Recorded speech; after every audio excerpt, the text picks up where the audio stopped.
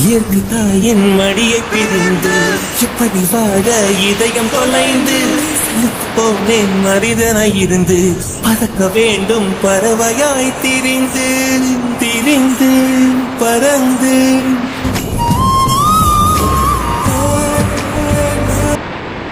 உப்பு கடலோடு மேகம் உற்பத்தியானாலும் உப்பு தண்ணீரை மேகம் ஒருபோதும் சென்றார் மலையில் விழுந்தாலும் சூரியன் மறித்து போவதில்லை நிலவு கூலியூட்டி தன்னை நீட்டித்துக் கொள்கிறது மேகமாய் நானும் மாறேனோ அதன் மேன்மை குணங்கள் காண்பேன்